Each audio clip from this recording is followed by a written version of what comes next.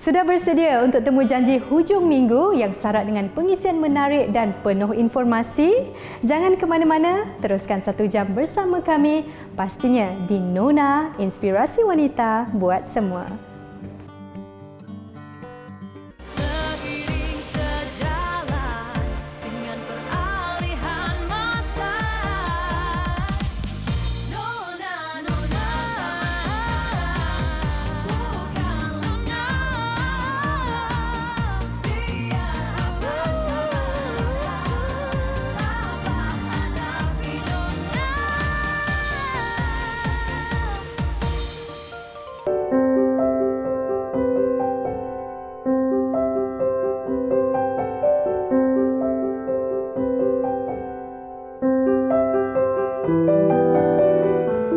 Assalamualaikum warahmatullahi wabarakatuh dan salam hujung minggu buat semua penonton setia Nona.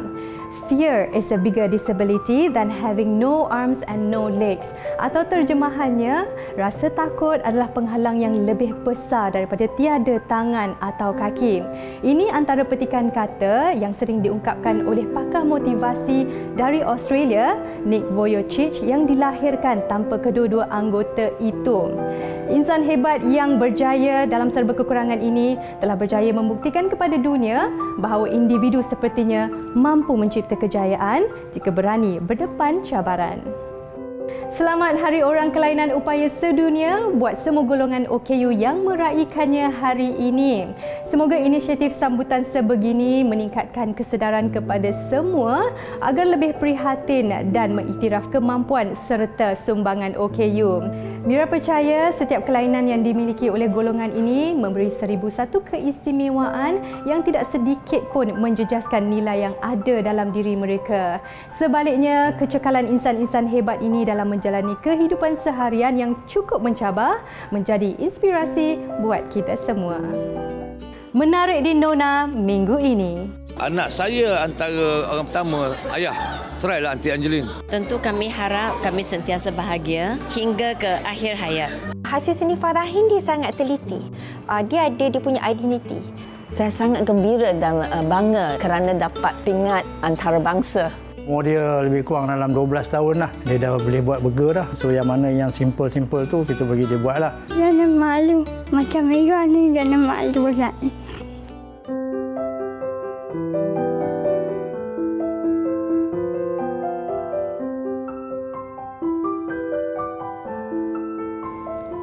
Awan berarak, putih bersih, indah menghias alam semesta. Bukan usia penentu kasih, suratan jodoh pengukuh cinta.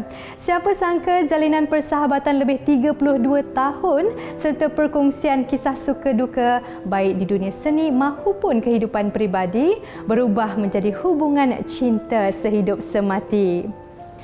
Pengarah dan pelakon Sabri Yunus, 62 tahun, telah selamat diijab kabulkan bersama pelakon Angeline Tan, 56 tahun pada 14 Oktober lalu. Pasangan mempelai turut diraikan dalam beberapa majlis resepsi yang dihadiri keluarga dan rakan selebriti. Saksikan momen indah dan temu bual bersama pasangan dua sejoli kesayangan ramai ini menerusi segmen Mahligai Cinta. Yalah, I love you sekali lagi. I love you. Impian peminat dan rakan-rakan untuk melihat penyatuan jiwa dua pelakon sitkom popular TV3 era 90-an Pimai Tang Tu kini menjadi kenyataan. Setelah selamat diijab kabulkan, pasangan pengantin istimewa ini kemudiannya diraikan dengan gilang gemilang oleh keluarga, teman-teman rapat dan rakan-rakan artis. Manis dan cantik bergaya di majlis resepsi yang berlangsung pada 5 November lalu. Angeline mengenakan gaun pengantin bernilai lebih RM100,000 yang dihiasi ribuan batu mutiara dan Swarovski indah. Tentunya saya yang mulakan. Dalam kereta di Kuala Pilah.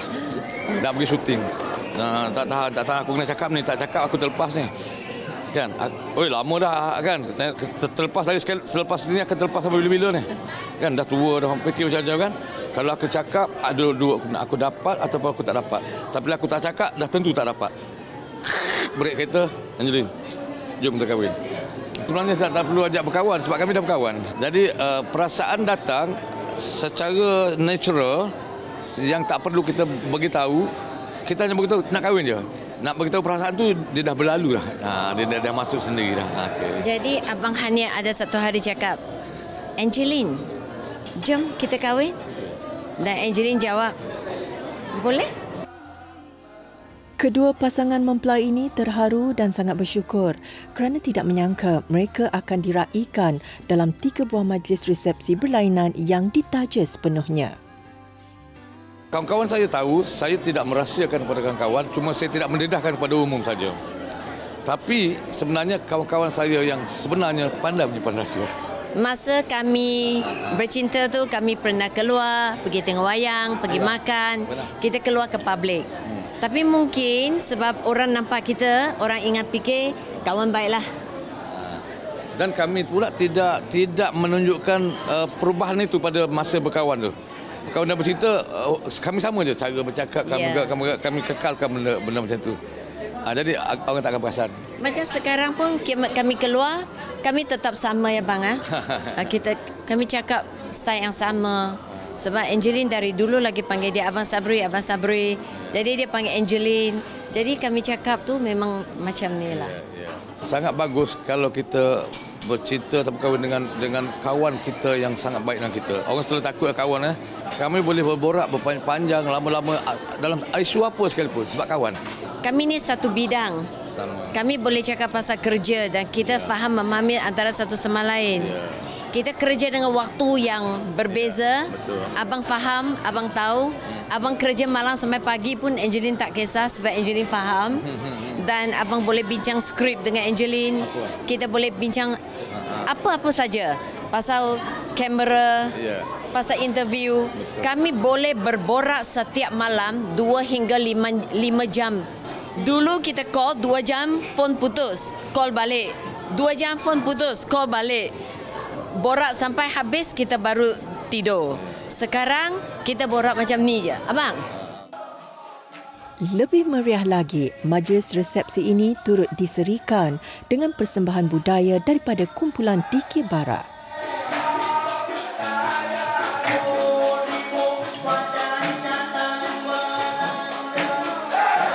Saya sentiasa menjadi orang yang sangat romantis sebab dia orang yang sangat tak suka benda-benda yang dia tak suka kan.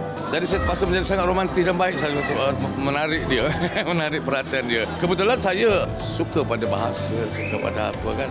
Banyak mengajar dia nak tu bahasa. Jadi banyak mengajar bahasa, puisi, pantun dan sebagainya. Jadi daripada situ sudah tentu ada bahasa-bahasa yang indah kan. Abang lebih romantik. Abang boleh tulis saja untuk Angeline. Abang boleh tiba-tiba nyanyi untuk Angeline. Saya tahu saya bukan pandai menyanyi, saya tak pandai pun. Jadi saya menyanyi sebab saya tak pandai. Tapi saya tengok dia suka tak suara saya yang tak sedap. Terima kasih tukar karut.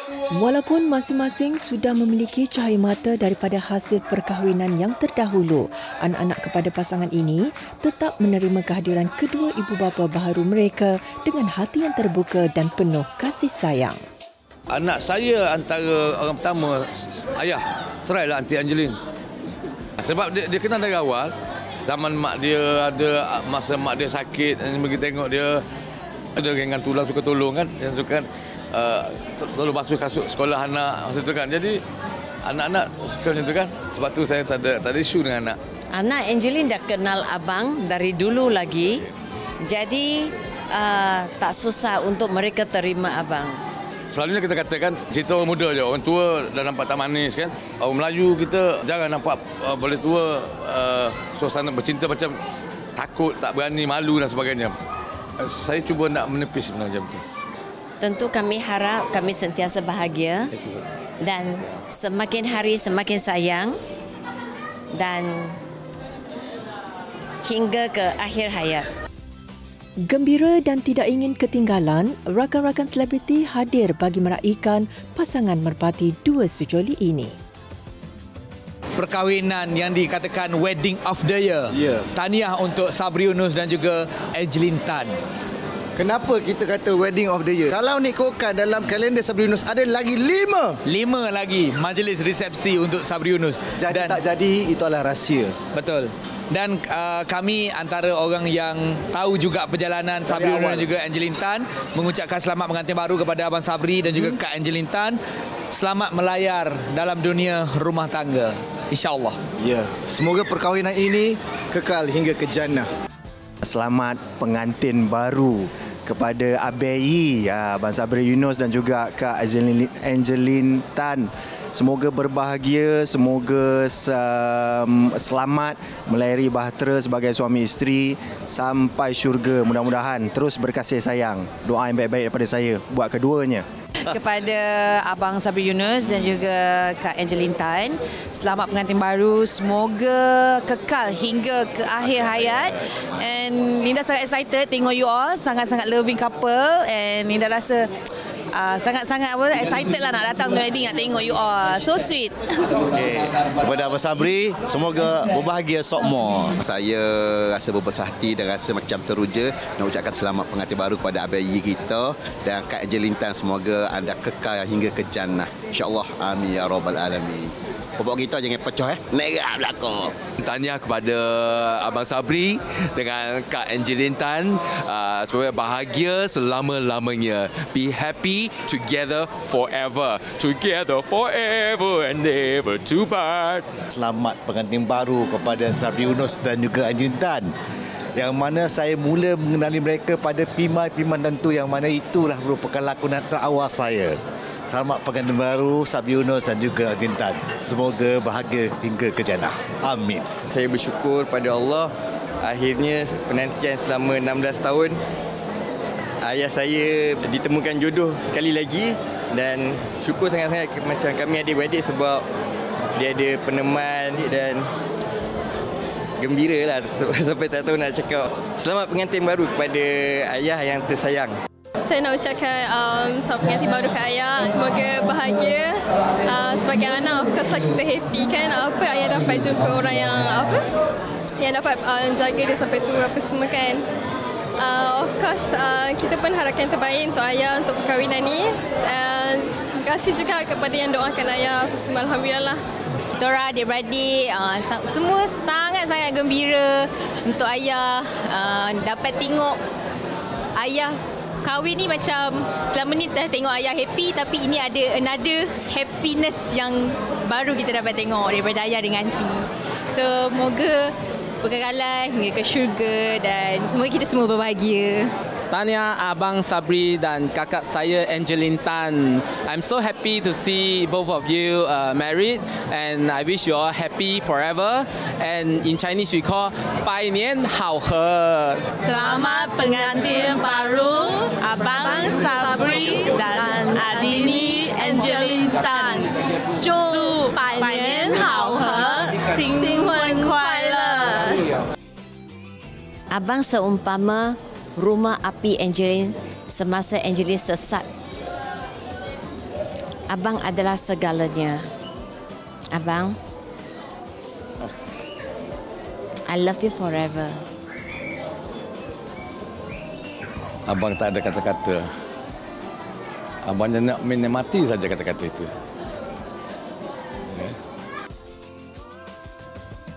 Keranji bukan sebarang keranji, keranji dari Teluk Meranti. Janji bukan sebarang janji, janji diikat sehidup semati. Nona mendoakan agar mahlika cinta yang dibina ini kekal bahagia hingga ke jannah. Selamat pengantin baru.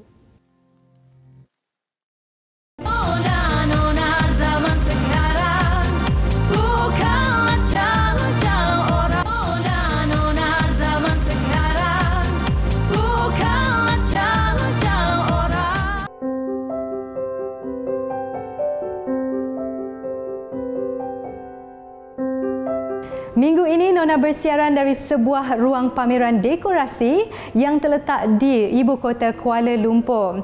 Sebaik sahaja melangkah ke ruang kondominium ini, anda pasti terpesona dengan hasil dekorasi serba moden dan eksklusif. Penggunaan perabot serta perhiasan seperti kapet dan lampu chandelier dari luar negara ini menambahkan lagi seri di segenap ruang. Bagi anda yang inginkan hiasan rekaan dalaman yang mewah dan glamour begini, anda boleh lawati laman Instagram Larsen Home untuk butiran lanjut.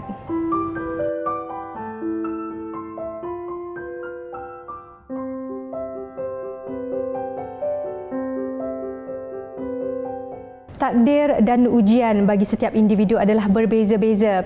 Ada kalanya kelebihan yang dimiliki menjadi cabaran terbesar dalam kehidupan seseorang dan ada pula yang menjadikan kekurangan diri mereka sebagai pemangkin untuk bangkit lebih berjaya.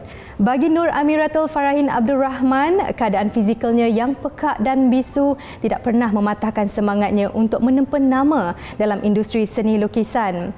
Berbekalkan bakat yang digilap sedari kecil, anak kelahiran Johor ini berjaya merangkul pingat perak di pertandingan Abilimpik Antarabangsa 2023 yang berlangsung di Perancis. Berbeza pula dengan gadis OKU yang mesra disapa Ira. Walaupun tidak meraih kejayaan di peringkat yang lebih tinggi, namun kegigihannya mencari rezeki dalam serba kekurangan berjaya meraih perhatian ramai. Bersama Nona menyelami kisah inspirasi golongan wanita istimewa ini dalam menjadikan kekurangan mereka sebagai sumber kekuatan diri. Nama saya Nur Amiratul Farahin binti Abdul Rahman.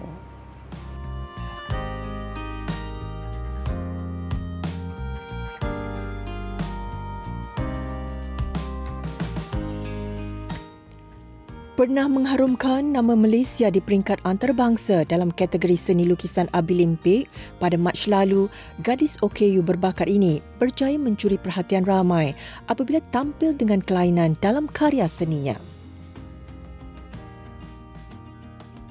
Cabaran sebelum ini saya melukis dan mewarna seperti biasa saja. Selepas itu saya menghadapi cabaran kerana mendapat soalan dari Perancis yang memasukkan elemen guna bahan buangan. Saya tidak pernah mengguna bahan buangan dan digabungkan dengan lukisan dan catan. Selepas itu saya pun berlatih dengan bahan buangan gabung dengan lukisan selama 3 bulan. Tin minuman terpakai, botol plastik, beg plastik, pakaian lama, buruk, kertas, magazin dan pelbagai-bagai bahan buangan yang lain. Saya sangat gembira dan bangga kerana dapat pingat dan antarabangsa. Saya rasa confident dan saya tak rasa takut ke apa. Saya berasa confident saya akan menang. Meskipun tidak mampu untuk berkomunikasi seperti insan normal lain, namun ia bukanlah penghalang untuk Farahin membina kerjayanya. Beliau kini bertugas sebagai seorang pelukis dan jurujual bagi sebuah pertubuhan bukan kerajaan atau NGO yang memperkasakan kebolehan serta hasil produk kesenian wanita di ibu negara. Perkenalannya bersama pengasas NGO ini ketika di Politeknik Ibrahim Sultan Johor membuka ruang dan peluang untuk dia mengembangkan lagi bakat seninya. Hasil seni Farahin dia sangat teliti. Pertama kita panggil dia clean art. Maksudnya dia tak comot, tak serabut. Dia ada dia punya identiti. Jadi bila kita tengok hasil karya itu, dia boleh mengikut konsep yang customer nak dan hasil karya itu nampak ikhlas. Teknik dia, number one, Farahin punya teknik yang sangat bagus. Jadi bila teknik yang sangat bagus, dia dapat mendapati konsep customer suka untuk tempahan dan itu satu dia punya opportunity dalam bisnes. Yang kedua, dia punya detail dan juga cerita yang dia bawa. Sebab Farahin ni seorang yang bisu kan. Jadi bila kita bercerita dengan dia, kadang-kadang orang akan plain saja. Okey, kita kata lukis bola, dia lukis bola. Tapi Farahin, bola tu boleh jadi bola yang hidup. Fadila turut berharap agar lebih ramai majikan dapat memberi peluang kepada golongan OKU. Jurang komunikasi tak ada kerana dalam syarikat kami ni kita tidak melihat kepada kekurangan. Jadi kita dalam tim kami sini kita menganggap semua orang adalah sama. Jadi sebab tu Farahin dia tak pernah rasa rendah diri ataupun sedih, terpinggir. Jadi cara berkomunikasi pertama melalui penulisan, WhatsApp ataupun kadang-kadang kita cerita je buat description kita sendiri. Sebab kita ni tak tahu bahasa isyarat. Even dengan customer pun Farahin terlibat sebagai frontliner dalam syarikat. Dengan customer kita memang letak signage. Farahin adalah OKU dan kita sediakan whiteboard untuk Farahin berkomunikasi dengan customer. Sentiasa mendapat sokongan penuh daripada keluarga, karya seni Farahin tidak terhenti hanya di atas kanvas. Beliau juga turut berbakat menghasilkan lukisan muka dan solekan. Saya berharap mereka OKU akan menampil bakat mereka dan berusaha untuk mengembangkan bakat dan berjaya. Saya nak berucap selamat Hari OKU sedunia dan berharap semua golongan OKU dapat berjaya dalam apa-apa bidang yang mereka menceburi. Tidak mahu menjadikan ketidakupayaannya sebagai batu penghalang, Farahin bercita-cita dan menyimpan hasrat untuk mempunyai galerinya sendiri suatu hari nanti.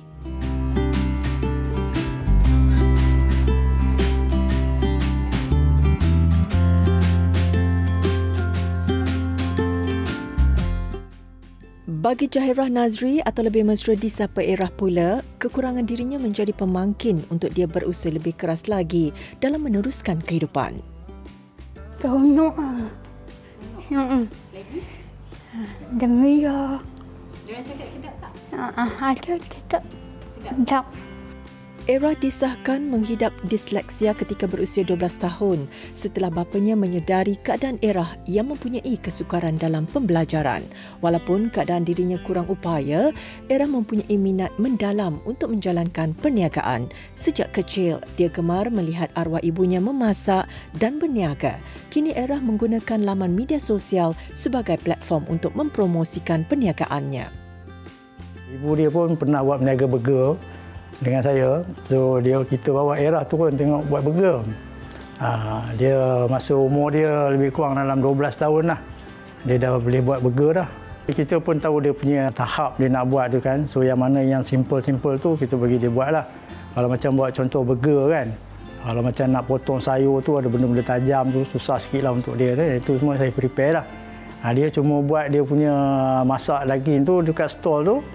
Itu pun kalau kuantiti yang tak banyak lah. Kalau kuantiti banyak tu abang dia nanti tu support buat lah kan.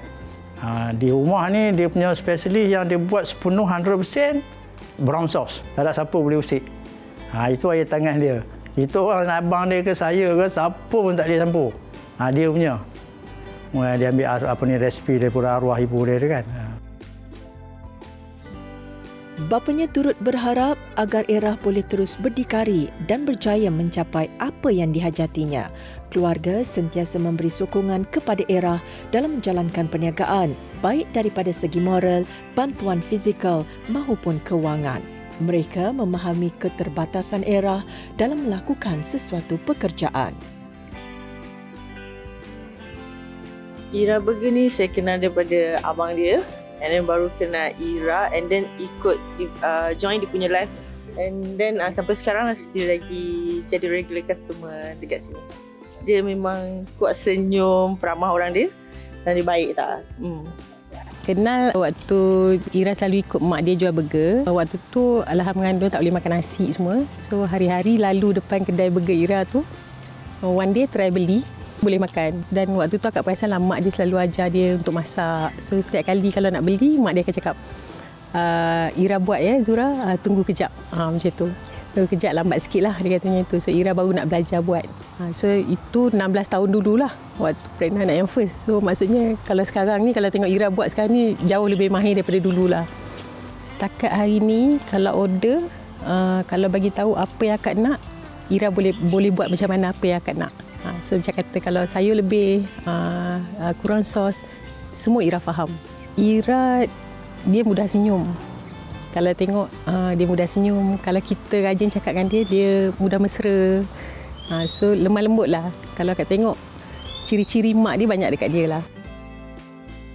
Era juga turut bercita-cita untuk mengembangkan lagi perniagaan dengan menghasilkan produk daging burgernya sendiri. Jangan malu. Macam Mega ni jangan malu kan. Dua jiwa hebat ini berjaya membuktikan bahawa kekurangan upaya bukan penghalang untuk mereka bangkit lebih berjaya. Azam serta semangat Farahin dan Era dalam menempuh hidup yang penuh cabaran ini harus dijadikan contoh dan sumber inspirasi untuk kita terus melangkah.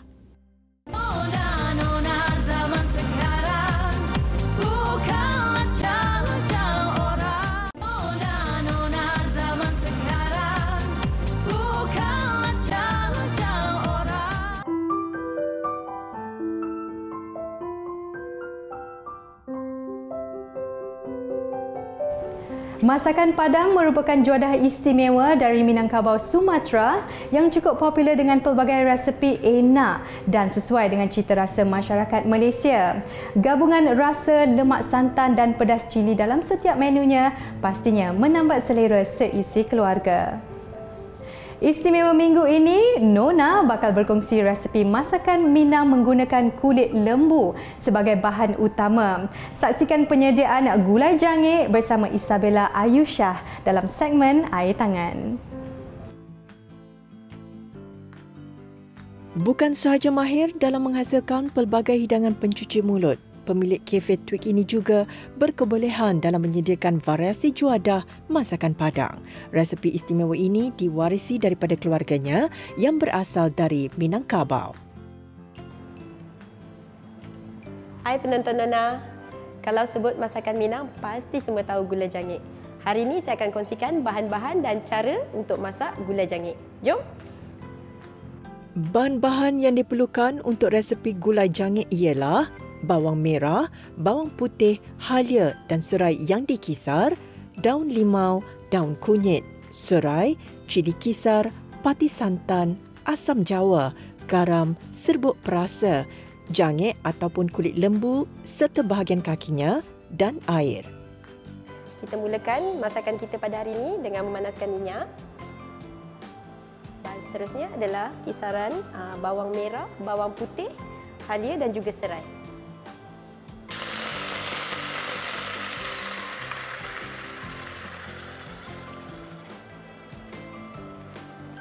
Kita tumis bahan rencah kita sehingga pecah minyak ya. Masukkan serai yang telah diketuk. Masakan ni saya pelajari daripada mak saya yang berbangsa Minangkabau.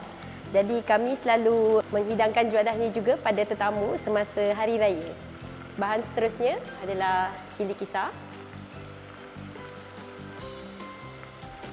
Sementara kita tunggu tumisan kita ni, kita boleh hiriskan daun limau dan juga daun kunyit kita.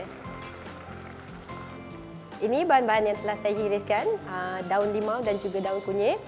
Kita masukkan ke dalam rencah yang telah kita tumis sebentar tadi untuk mendapatkan aroma yang lebih wangi.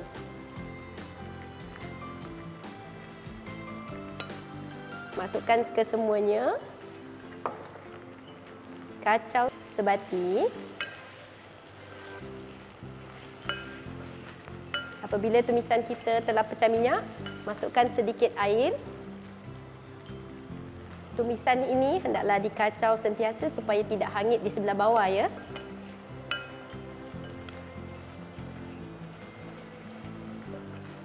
Dan setelah beberapa minit, kita boleh masukkan pati santan kita.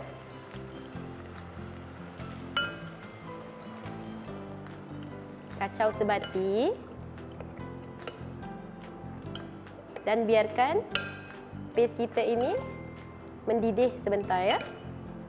Bahan utama kita adalah jangik yang terdiri sebenarnya daripada kaki lembu yang telah diproses. Bermula daripada membakar kulitnya, kemudian akan direbus selama lebih kurang 4 ke 5 jam. Di sesetengah kawasan kita panggil juga kikil. Kita masukkan jangik kita.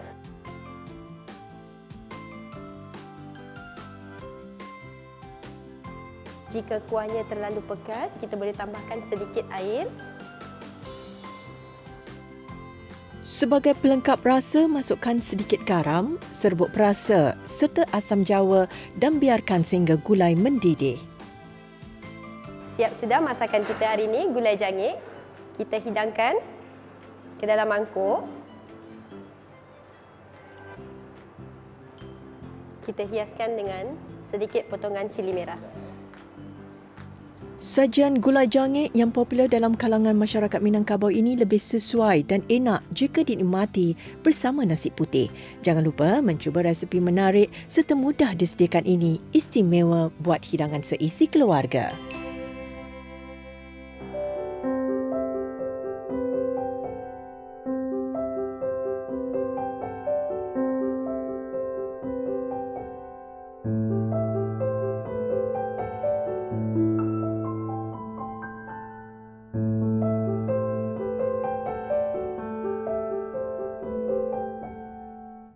Barangan berasaskan rotan seperti kerusi, meja dan rak perhiasan sering menjadi pilihan bagi mereka yang ingin mengetengahkan elemen alam semula jadi menerusi sentuhan dekorasi.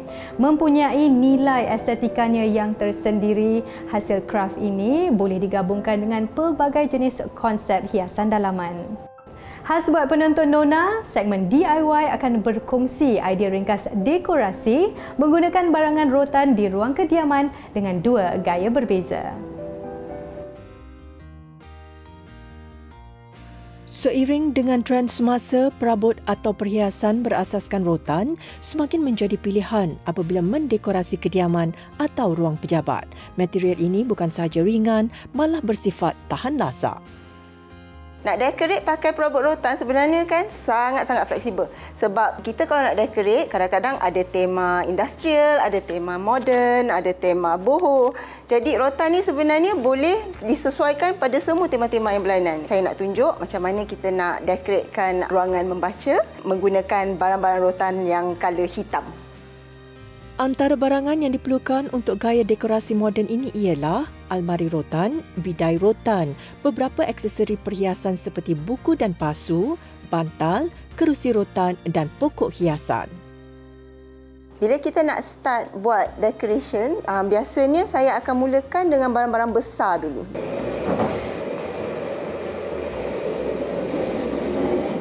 Satu bagus pasal barang-barangan rotan ni. Jadi puan-puan kecil kat rumah, kalau seorang kat rumah kita boleh tolak sendiri je. Asalkan kabet ni kosong lah. Penggunaan almari dan bidai yang berwarna gelap lebih mudah untuk disesuaipadankan bersama perabot dan perhiasan yang lain. Kalau katakan kita nak accessorize konsol yang besar macam ni, biasanya saya suka pakai barang-barang macam buku. Buku sebab kita boleh pilih macam lagi-lagi macam Britannica lama-lama ni, saya dapatkan daripada kedai second hand. RM1 untuk 3, murah je. Tapi boleh nampak macam bagi look yang moden. Buku tu antara salah satu benda yang senang kita nak adjust. Design pada buku tu sebenarnya matters. Sebab walaupun kita tak membaca buku tu, tapi dia bagi banyak depth pada kita punya decoration. Barang-barang lain yang saya suka tambah, barang-barang yang organik. Sebab buku tu dia agak macam square kan, jadi kita cuba tambah barang-barang organik untuk macam bagi kohesif punya design look. Barang-barang yang saya pakai semua lebih kurang sama color. Pemilihan warna dan saiz aksesori untuk hiasan perlu dititik beratkan agar bersesuaian dengan ruang di atas kabinet. Pada saya tak lengkap lah kalau kita tak ada macam kapet sikit ke apa untuk add a bit of warmth to the space ni. Jadi sebab ni kita nak buat macam sudut membaca kan. Selain daripada kapet, of course lah kita kena ada kerusi.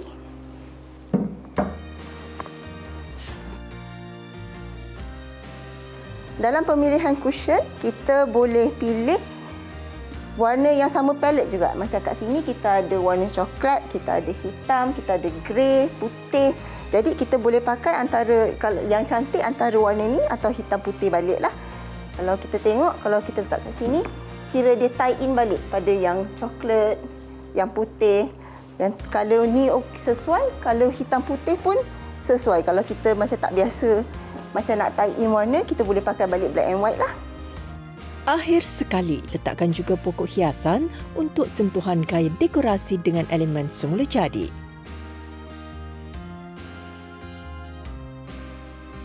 Sudut membaca dah siap menggunakan rotan hitam, jadi selamat mencuba.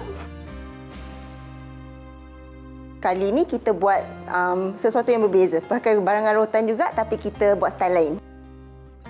Untuk mendekorasi sudut bacaan berkonsepkan boho dan semula jadi, anda perlukan kabinet rotan, kerusi rotan jenis merak, kapet, meja rotan, pelbagai aksesori hiasan seperti tudung saji, buku dan lilin serta pokok hiasan.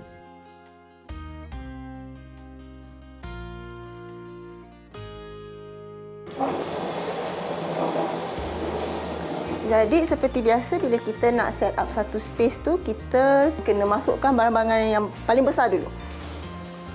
Kali ni kita pakai kerusi yang meriah sikit. Biasanya orang pakai untuk pelamin, tapi sekarang ni sebab kerusi ni memang nostalgia lah sikit, banyak sekarang orang dah start pakai untuk ruang membaca. Untuk bagi ruangan nampak ceria sikit kali ni, kita pakai aksesori kapet warna kuning. Penggunaan kapet rona cerah menjadikan gaya dekorasi ini tampak lebih ceria dan menawan. Barang seterusnya yang paling besar, kita letak pokok. Jadi pokok, kalau pokok palm macam ni memang sesuai lah kalau dengan kursi-kursi besar macam ni, sebab bagi feel resort holiday gitu. Jadi barang yang last sekali kita pakai, kita letak meja je lah. So, jadi kalau kita nak duduk baca buku ke, mengopi ke, kita boleh letak atas meja ni.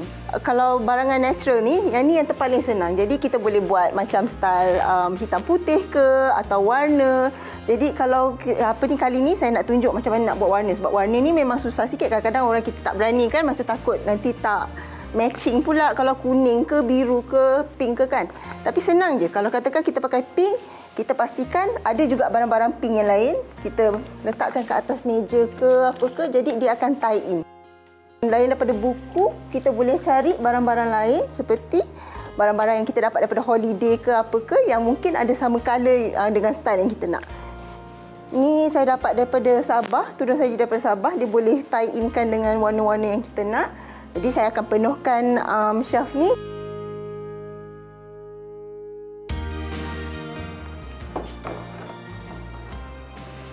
Jadi inilah hasil dekorasi saya kali ni. Ini simple je. Selain dua gaya yang telah dikongsikan ini, anda juga boleh cuba pelbagai konsep dekorasi lain dengan menggunakan tip yang sama. Walaupun ringkas dan mudah, penggunaan barangan rotan sebagai hiasan dalaman mampu menyuntik kelainan dan menyelahkan suasana sekeliling.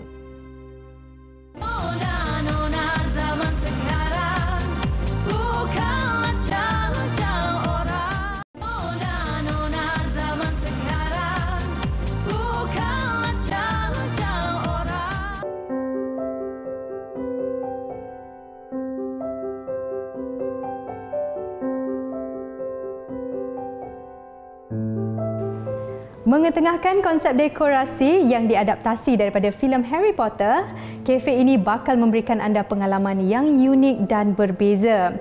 Setiap sudut ruangan di sini akan membuatkan anda seolah-olah berada di dalam filem fantasi popular tersebut.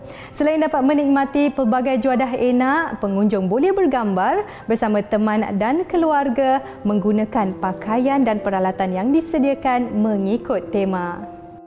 Jom bersama Nona, kita relax sekejap di kafe platform Coffee and Brew yang terletak di Ipoh, Perak.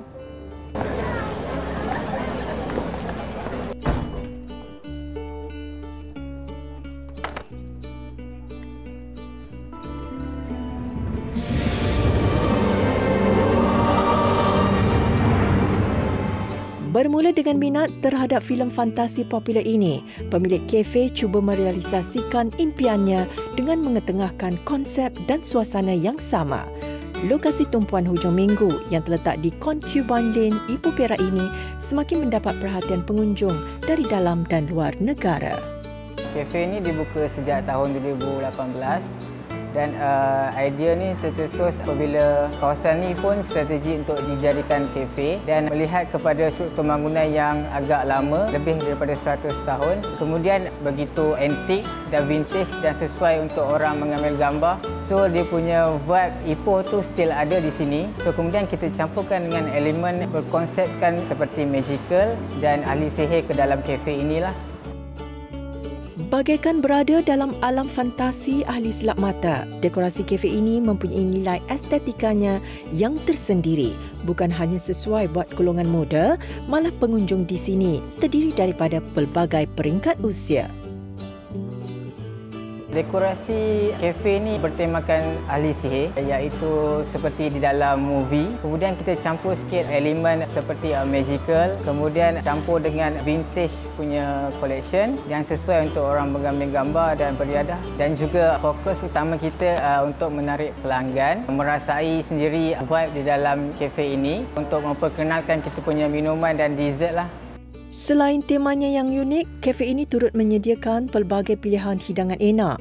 Buat pecinta kopi, kafe ini juga sesuai dijadikan lokasi untuk anda bersantai bersama keluarga atau teman-teman sambil menghirup secawan kopi dan menikmati cuadah minum petang. Kita memperkenalkan kita punya signature iaitu buttercream soda float yang juga best seller di sini yang dicipta khas setelah mencuba pelbagai resepi dan ini adalah yang terbaik untuk kita berikan kepada pelanggan. Kemudian kita juga menyediakan minuman berasaskan kopi seperti tiramisu, cafe latte, non-coffee pun ada. Kemudian ada seperti bertemakan kita punya konsep juga, ada mermaid wish yang refreshing drinks. Kemudian ada some dessert iaitu croissant, mushroom pie dan juga kek iaitu blueberry cheesecake.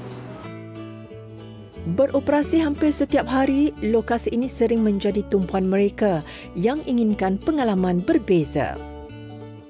Saya dari Sarawak, saya datang sini untuk bercuti. I Google tempat ini sangat special and the building sangat unik. Lagipun sini ialah Harry Potter punya team sebab saya suka Harry Potter team. And then the building is very unique. Makanan pun sedap, minuman pun sangat nyaman. So it's very nice place to hang out.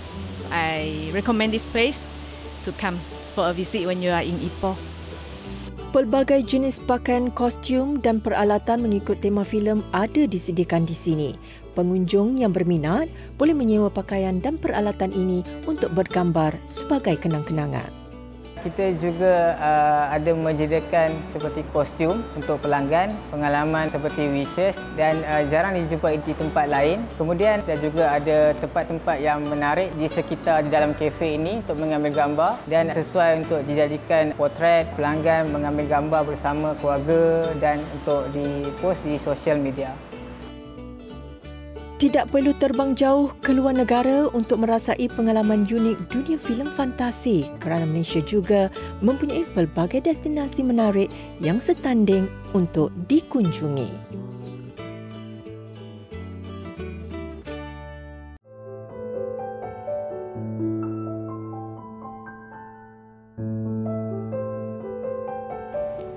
Baiklah, Nona sudah pun sampai ke penghujung siaran. Terima kasih sekali lagi kepada pihak Larsen Home kerana sudi menerima kunjungan kami minggu ini. Semoga setiap ilmu dan perkongsian yang kami sajikan hari ini dapat menjadi inspirasi dan memberi manfaat yang baik buat kita semua.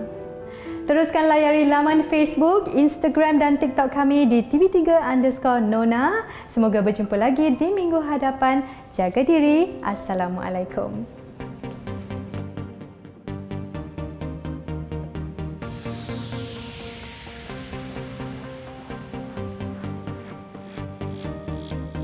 Sri Kandi masa kini yang bekerja ya